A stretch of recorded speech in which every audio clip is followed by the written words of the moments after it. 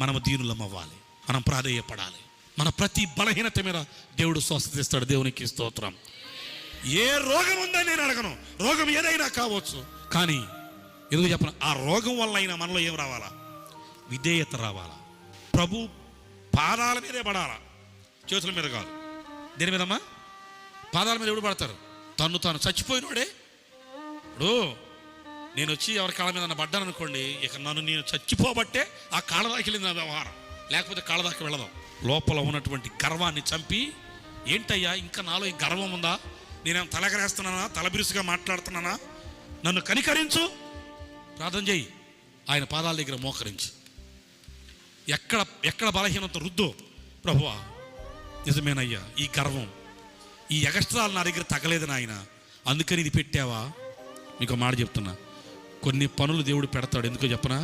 ఆయన దగ్గర దీనులం అవుతామని. స్తోత్రం చెప్పండి అమ్మా.